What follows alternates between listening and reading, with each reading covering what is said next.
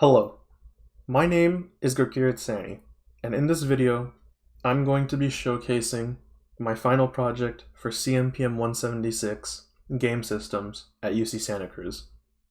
For this project, me and my partner decided to develop a tabletop role-playing game one-shot module. This module takes inspiration from Dungeons & Dragons, Knave, and the Witcher franchise. We wanted to create a Dungeons & Dragons experience with the simplicity of Knave and the mechanics and dynamics of The Witcher. This game is about a 30 to 90 minute experience. It depends on how many players are playing. There are up to 4 players and 1 game master. So to develop this module and convert The Witcher into a tabletop format, we had a few steps to go through. The first step was figuring out how our game was going to work mechanically. So the first thing that we did was create 2 classes of players. We created Witchers and we created Sorceresses.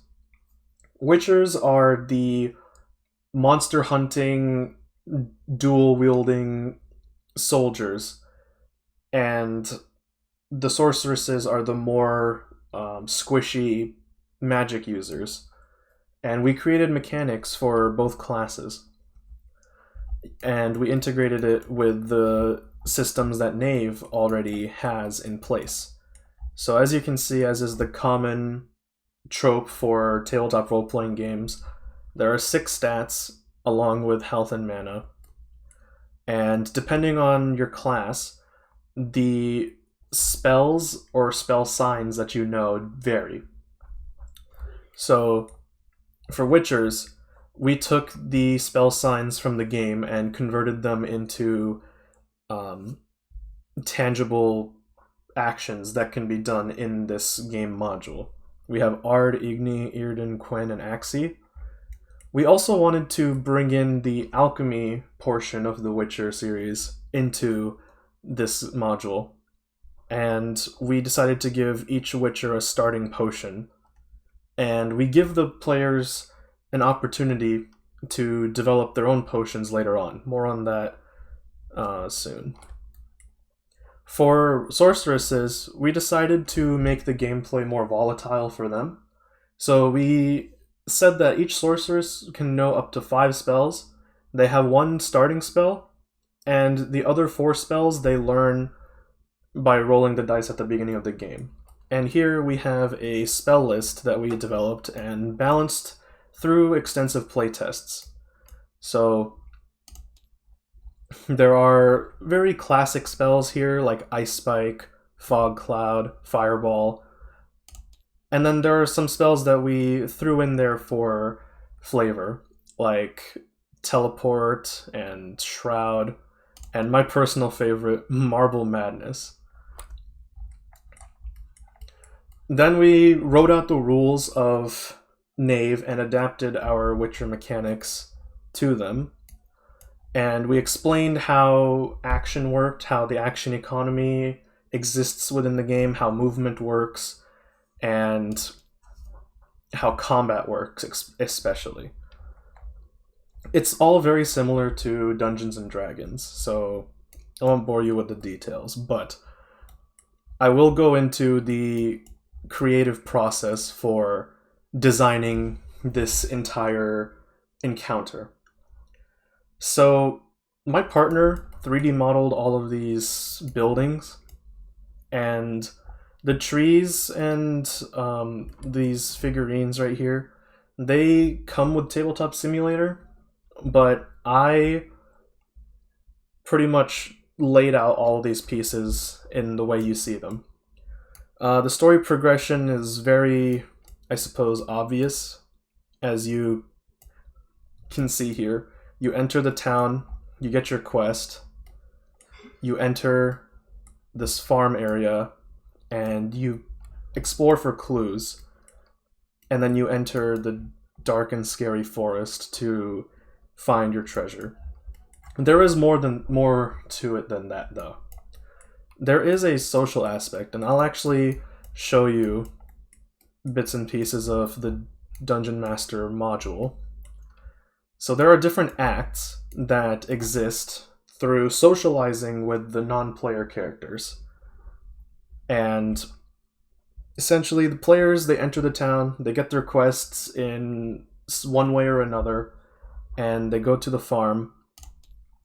Once at the farm, they have the ability to talk to the farmers and look for clues to what happened to their missing son. And the clues lead them into the forest. And through their encounters in the forest, they may discover that they have a werewolf on their hands. And from here, you can go through one of 3 different tracks. This is reminiscent of the gameplay loop that is present in the Witcher franchise, where the Witcher franchise will often give you one option to destroy the monster, and another option to revert the monster back to a human, and another option to have perhaps the monster coexist with the humans. It's it's a branching narrative in that regard, and we tried to capture that same essence with this module. So here you can just set up a trap by talking to the folks at the Hunter's Lodge and defeat the werewolf come nightfall. But there is a secret ending where the players can actually go around the land and find ingredients to brew a potion. And this potion, when given to the werewolf after incapacitating them, will bring them back to normal and resolve the storyline.